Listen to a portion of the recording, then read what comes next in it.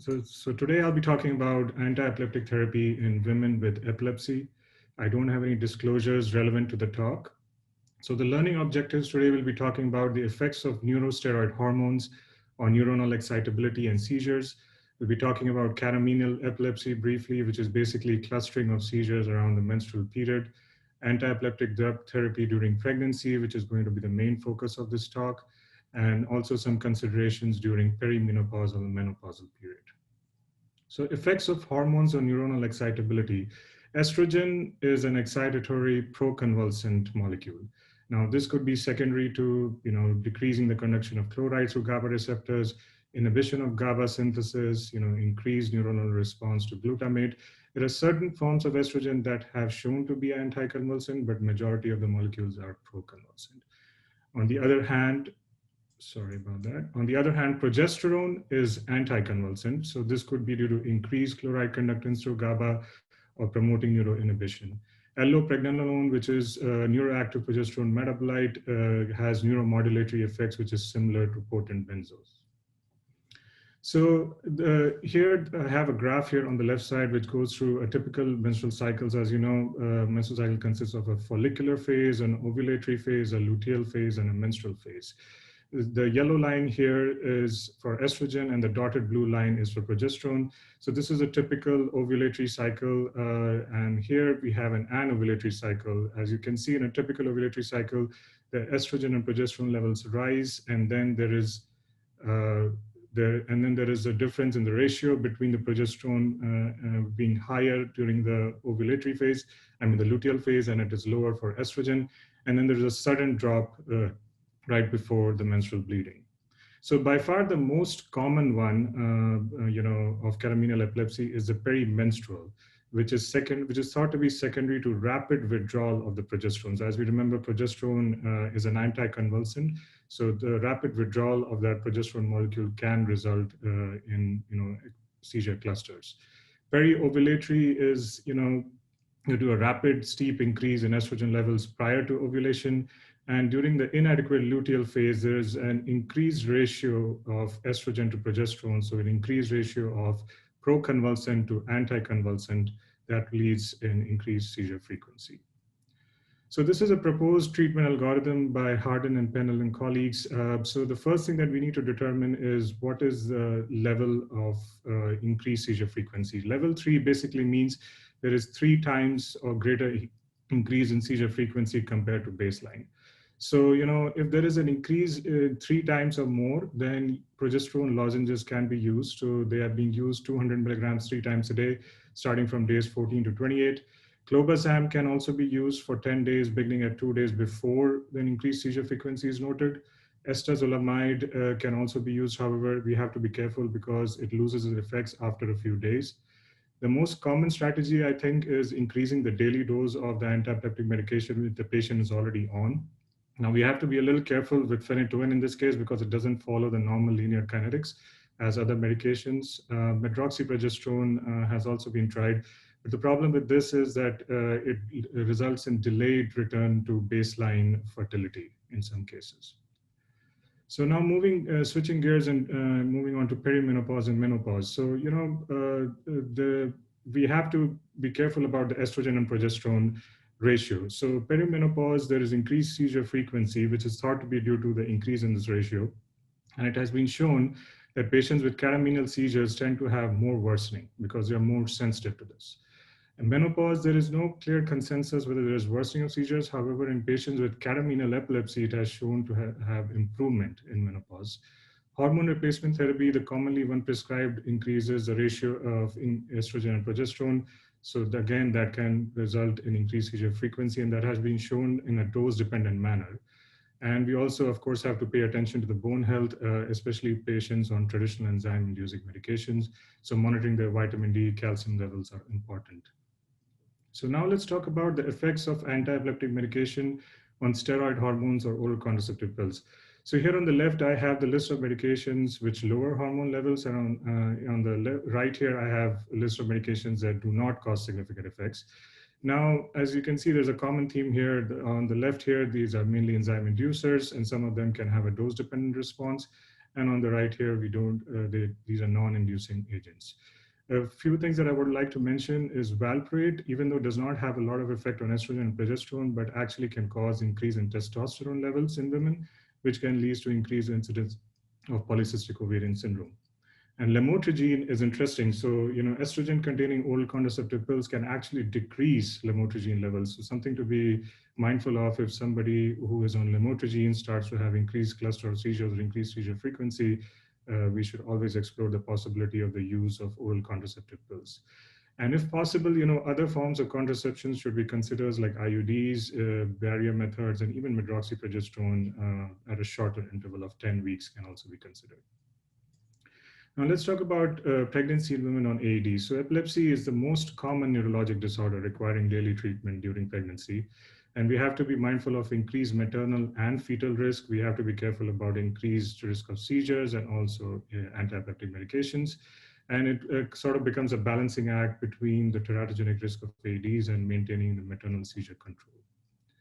So let's talk a little bit about the risk of seizures during pregnancy. So generalized tonic-clonic seizures have been reported to cause maternal fetal hypoxia, fetal bradycardia, miscarriages, fetal intracranial hemorrhage, and in some cases, even increased developmental delay based on the frequency of seizures. There are some reports that status epilepticus may cause a high mortality as 30% in the mother and 50% in the infant. Focal seizures, we have less evidence. However, there are reports of prolonged uterine contraction with fetal heart rate deceleration. And as we know that focal unaware or complex partial seizures can cause trauma, which can be detrimental as well. So change in frequency of seizures during pregnancy. So according to 2009 ANAES practice parameter, there is insufficient evidence to determine whether there is change in frequency in women with epilepsy during pregnancy. However, there are reports from Reisinger and colleagues from Emory which show that 38% of their patients actually had increased seizure frequency. And the report from Venescu from Brigham showed that focal seizures actually had a higher rates compared to generalized, and even frontal lobe epilepsy, interestingly, had higher rates of worsening during pregnancy and postpartum period. But what is important here is the seizure frequency prior to pregnancy. So all these studies tend to suggest that if you have a good seizure control prior to pregnancy, in the 9 months or a year prior to pregnancy, the chances that your seizure will be controlled during pregnancy absolutely goes higher. Now let's talk a little bit about the risk of AEDs. So the major risk is major congenital malformations. So MCMs are reported in approximately 1.6 to 2.1% in the general population. The common ones are congenital heart disease, ventral septal defects, cleft lip, cleft palate, neural tube defects, hypospadias, and skeletal deformities. So in the bracket here, I have, the number of days when these defects can develop. And the reason I have them here is I wanted to highlight the point that by the time most women realize that they are pregnant, it's too late to make medication adjustments. So, it's important to plan this, if possible, before pregnancy. So thankfully, we have pregnancy registries, which are available that can guide us, telling us about the prevalence of malformations in women with epilepsy. So here I have listed the common registries. The EURAP is the International Registry, North American, UK, Australian, and Kerala as well. So this is the most latest data from the North American Pregnancy Registry, looking at the prevalence of major malformation. As you can see here, the rates for lamotrigine, carbamazepine, levetiracetam, and even oxcarbazepine are quite low in the range of 1.9 to 2.9. And valproate is, the rate of 9.3%. So by far quite higher compared to these medications. So this was a comparative study that was published looking at the commonly prescribed anti-epileptic medications from 97 to 2011. This came out from the North American Pregnancy Registry. As you can see here, so they first compared in unexposed groups versus unexposed groups. So they found, as you can see here, valproate carries a relative risk of 9 versus something like lamotrigine, carbamazepine, levetiracetam is much lower, around 1.8 to 2.2. And when they compared the relative risk to lamotrigine, even then, valproate had a relative risk of 5.1. And for something like carbamazepine, it's like 1.5, or phenytoin, and levetiracetam is also much lower. So they also found that the risk of MCM increased with the valproate dose. So the median average daily dose during the first trimester was 1 gram for pregnancies with malformations and 750 milligrams for people with infants without malformations. But there was no trend seen with other AEDs in this particular study, but we'll see in the next slides that there are other studies that suggest that. So the common malformations are hypospadias. By far, valproate is the most common offender. Neural tube defects, again, I would say valproate. Cardiovascular anomalies, most commonly seen with valproate and phenobarb, and also to some extent with phenytoin. And oral clefts are seen most commonly with topiramate, valproate, and phenobarb. So this is the comparative study that came out of the URAP registry, and this was published in 2018, comparing the commonly prescribed AEDs. And as you can see, there's a common theme here: valproate with a prevalence of 10.3% and phenobarb 6.5%. And again, good rates were seen for lamotrigine, carbamazepine, and oxcarbazepine. So the URAP registry data suggested that there is a dose-dependent response not only for valproate, but also for lamotrigine, carbamazepine, and phenobarb. As you can see here, prevalence was less for 325 milligrams for lamotrigine, 700 for carbamazepine, 650 for valproate, and less than 80 milligrams for phenobarb. So let's talk a little bit about polytherapy versus monotherapy. So according to the practice parameter focusing on pregnancy, polytherapy had higher rates of MCMs compared to monotherapy. But I think it's time to reconsider this rule a little bit, because not every polytherapy combination is the same. So as you can see here, there are reports that the prevalence of MCM is 9.1% when LTG is combined with valproate, but it's 2.9% when it's used with other AEDs. Similar findings are seen with carbamazepine when combined with valproate was 15%, but 2.5% when used with other AEDs. 1.8% for the combination of Keppra, levetiracetam, and lamotrigine, 6.9% when it was combined with valproate. And the last one here is an interesting finding. It's 9.4% when levetiracetam was combined with carbamazepine. This just highlights that there's still a lot of data that needs to be gathered before we can reliably recommend one particular polytherapy. But I would say lamotrigine, carbamazepine, and levetiracetam when combined together should be a good option if needed. So this is a busy slide, but it just highlights the point that the newer antiepileptic medications like lacosamide, eslicarbazepine, brivaracetam, and perampanel, there's not a whole lot of data yet. We are limited with case reports, case series, and fewer pregnancies only. These are also confounded by the use of other AEDs. So far we don't have enough data to recommend any of these medications during pregnancy. So if I have to summarize this picture here, it really illustrates it well. So far, based on the data that we have, the teratogenic risk profiles for lamotrigine and levetiracetam are the least, followed by carbamazepine, oxcarbazepine, phenytoin, phenobarb, and topiramate, and then finally the most risk is seen with valproate acid. So let's talk a little bit about perinatal and neonatal combination. So there is report of increased small for gestational age up to 2 times in women with epilepsy on seizure medications. And, there's also, it's a possible increased risk of perinatal death and decreased APGAR score at 1 minute. There is insufficient evidence to suggest increased hemorrhagic complications, and there is insufficient evidence to, support or refute vitamin K supplementation. The risk has been for small for gestational age has been shown more commonly with topiramate, zonisamide, valproate, and carbamazepine. Increased perinatal and neonatal complications are not only just because of AEDs, they can also be because of the seizures themselves. So there are reports where patients who had increased seizure frequency during pregnancy had more rates of SGA compared to those who were well controlled. So let's talk about the neurodevelopmental effects of antiepileptic drugs. So this is by far the most significant study, the NEAT study, which was a prospective observational multi-center study, which enrolled patients with 4 commonly prescribed drugs, that is carbamazepine, lamotrigine, phenytoin, and valproate. As you can see, the primary outcome was IQ at 6 years of age. And as you can see, there is a significant, approximately 7 to 10 point difference when you compare with valproate, and that was true for the patients who completed 6 years in the study as well. There was a dose-dependent response as illustrated by this graph here, that as the valproate dose increased, there was a drop in IQ points. Similar trends were not seen with other AEDs. And this graph here shows the importance of folate acid. So we know folate is important to avoid, MCMs, but this data suggests here, as on the x-axis here, we have the IQ points, and as you can see, the solid lines are the patients who were on folate, and dotted lines are the patients who were not on folate. And you can see the IQ points were definitely higher for patients who were on folate. Now, the extension of the need study is the MONEED study that looks at the maternal outcome and neonatal outcome, which is gathering data at this time. So let's talk a little bit about therapeutic drug monitoring. So the most important point here is, individual target concentrations should be established before pregnancy. So if possible, we should plan ahead of time.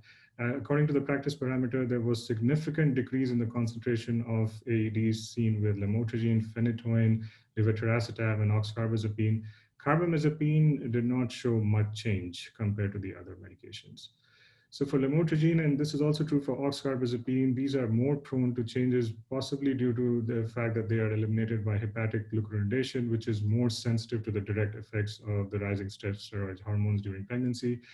There was a peak of 94% increase in the clearance noted with the total, and 89% by the third trimester for lamotrigine. And seizure frequency was actually significantly found to be increased when the levels decreased to 65% of the preconceptual individualized target. Now, this is well reported for lamotrigine, but this rule can also be used for other anti-epileptic medications to a certain extent. Now, everybody is different, but this is a general rule which can be followed to guide your management. We also saw that there is genotypic variation. So not everybody is the same. So there were approximately, one study reported that 23% of the patients had minimal change in their lamotrigine levels. So, it's important to monitor carefully. And also it is important to go back to pre-pregnant doses in the postpartum phase, with maybe an additional dose to account for sleep deprivation by at least 10 days. And this is to avoid the side effects, because we are ramping up the dose during pregnancy. So we want to avoid side effects after they deliver.